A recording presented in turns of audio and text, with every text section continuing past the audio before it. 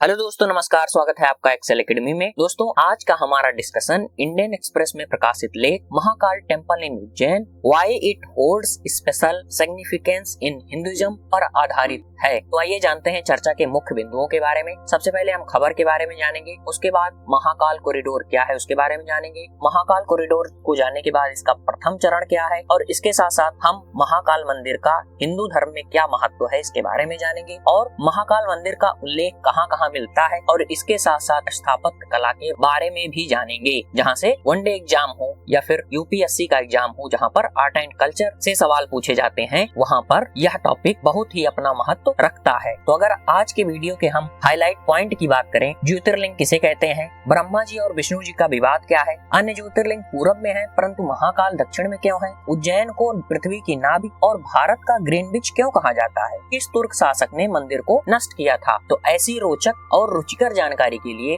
Video में अंत तक बने रहें। चलिए शुरू करते हैं। सबसे पहले अगर हम खबर की बात करें दोस्तों, तो प्रधानमंत्री श्री नरेंद्र मोदी जी द्वारा मंगलवार को मध्य प्रदेश के उज्जैन में श्री महाकाल लोक कॉरिडोर के पहले चरण का उद्घाटन किया गया। वाराणसी में विश्वनाथ मंदिर और उत्तराखंड में केदारनाथ मंदिर के बाद महाकाल मंदिर का प्रमुख उत्थान अभ्यास देखने वाला तीसरा ज्योतिर्लिंग स्थल है। 800 करोड़ रुपए का महाकाल कॉरिडोर काशी विश्वनाथ कॉरिडोर के आकार का 4 गुना है, जिसका उद्घाटन प्रधानमंत्री जी ने पिछले वर्ष किया था। आइए बात करते हैं महाकाल कॉरिडोर क्या है, क्योंकि हम करंट को बेसिक के साथ जोड़कर आपको पढ़ाते हैं। महाकाल महाराज मंदिर परिसर विस्तार योजना उज्जैन जिले में महाकालेश्वर मंदिर और उसके आसपास के क्षेत्र के विस्तार, सौंदर्यीकरण और भीड़ भाड़ को कम करने की एक योजना है। आशा करता हूँ यह बात आप समझ पाए होंगे। योजना के तहत लगभग 2.82 हेक्टेयर के महाकालेश्वर मंदिर परिसर को बढ़ाकर 47 हेक्टेयर किया जा रहा है, जिसे उज्जैन जिला प्रशासन द्वारा 2 चरणों में विकसित किया जाएगा। इसमें 17 हेक्टेयर की रुद्र सागर झील भी शामिल है। इस योजना से शहर में वार्षिक भक्तों एवं टूरिस्टों की संख्या, मौजूदा जो संख्या बताई जा रही है वो 1.5 करोड़ है, और इसको बढ़ा करके 3 करोड़ करने की उम्मीद है। मंदिर परिसर विस्तार योजना का पहला चरण क्या है इसके बारे में अब हम जानते हैं। विस्तार योजना के पहले चरण के पहलुओं में से एक आगंतुक प्लाजा है, जिसमें 2 तरीके के प्रवेश द्वार हैं। पहला नंदी द्वार और दूसरा पिनाकी द्वार। अगर बात हम आगंतुक प्लाजा की करें, तो आगंतुक प्लाजा एक बार में 20,000 तीर्थयात्रियों को रख सकता है। इसकी क्षमता 20,000 यात्रियों की है। शहर में आगंतुकों के प्रवेश और मंदिर तक उनकी आवाजाही को ध्यान में रखते हुए भीड़ भाड़ को कम करने के लिए एक संचालन योजना भी विकसित की गई है। विभिन्न प्रवेश बिंदुओं पर विकेंद्रीकृत पार्किंग प्रदान की गई है और विस्तारित मंदिर क्षेत्र में वाहनों की आवाजाही प्रतिबंधित कर दी गई है, नहीं तो भक्तों को बहुत ज्यादा समस्या होगी। एंटी प्लाजा पर टिकटिंग कियोस्क जैसी सुविधाएं दी गई हैं। एक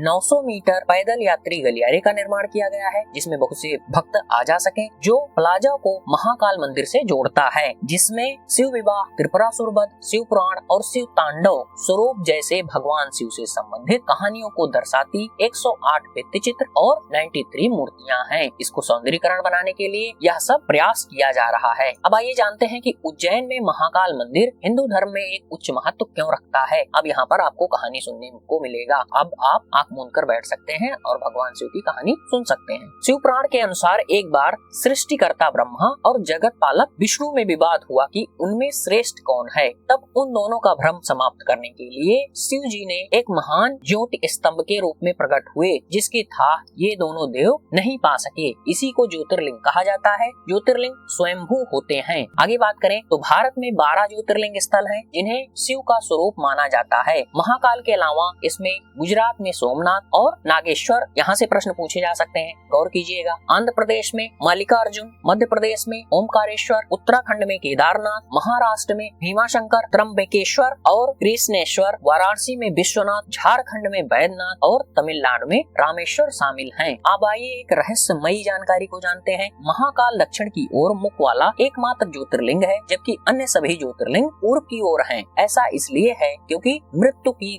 दिशा दक्षिण मानी जाती है। जैसा कि आपने देखा होगा, किसी आदमी की मृत्यु हो जाती है तो उसका सिर दक्षिण की ओर किया जाता है। दरअसल अकाल मृत्यु से बचने के लिए लोग महाकालेश्वर की पूजा करते हैं। जैसा कि आपने वो टोन सुना होगा कि अकाल मृत्यु से वो डरे जो काम करे चंडाल का, और वो क्यों डरे जो भक्त है महाकाल का। एक किंवदंती के अनुसार चंद्रसेन नामक एक राजा थे जिनका उज्जैन पर शासन था और वह भगवान शिव के बहुत अनन्य भक्त थे और वहाँ की जो प्रजा थी वह भी महादेव की उपासना करती थी। लेकिन एक बार राजा रिपुदमन ने चंद्रसेन के महल पर हमला कर दिया। उसके साथ एक मायावी राक्षस भी था, दैत्य दूषण जिसे कहा जाता है, जो कभी अदृश्य हो सकता था। इस दैत्य ने प्रजा को बहुत प्रताड़ित किया और पूरे महल को बर्बाद कर दिया। प्रजा ने भगवान शिव को सहायता के लिए याद किया। भगवान अपने महाकाल रूप में प्रकट हुए और दुष्टों का नाश किया। अपने भक्तों के अनुरोध पर शिव शहर में निवास करने और इसके प्रमुख देवता बनने के लिए सहमत हुए। अब आइए जानते हैं ऐतिहासिक पृष्ठभूमि को। महाकाल मंदिर का उल्लेख कहाँ पर मिलता है? महाकाल मंदिर का उल्लेख कई प्राचीन भारतीय काव्य ग्रंथों में मिलता है। जैसा कि 4वीं सदी में रचित मेघदूतम के प्रारंभिक भाग में महाकवि कालिदास जी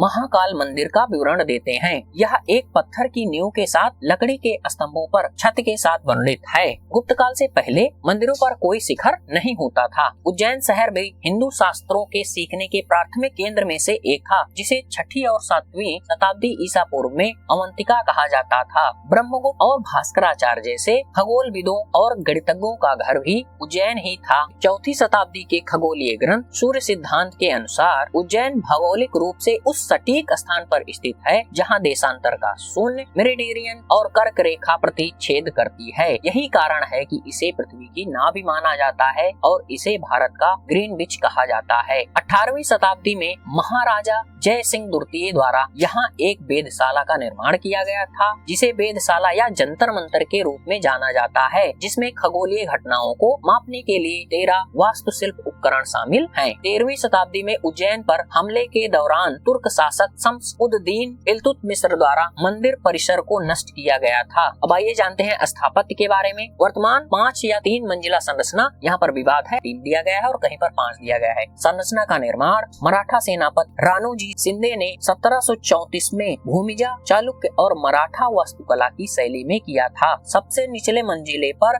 महाकालेश्वर लिंग स्थापित है। ओमकारेश्वर लिंग महाकालेश्वर लिंग के ऊपर दूसरी मंजिल पर स्थित है। मंदिर की तीसरी मंजिल पर नागचंद्रेश्वर की एक मूर्ति विराजमान है, जिसमें भगवान शिव और पार्वती को 10 फन वाले सांप पर बैठे हुए दिखाया गया है और जो अन्य मूर्तियों से घिरा हुआ है। तो आशा करता हूँ यह वीडियो आपको काफी अच्छा लगा होगा और बहुत सी रोचक जानकारियाँ, ऐतिहासिक जानकारियाँ और भी बहुत सी अन्य जानकारियाँ आपको मिली होंगी। तो प्लीज इस वीडियो को लाइक करें और ऐसे ही जानकारी डेली पाने के लिए हमारे चैनल को सब्सक्राइब करें और यह वीडियो अपने दोस्तों के साथ साझा करना ना भूलें। धन्यवाद दोस्तों।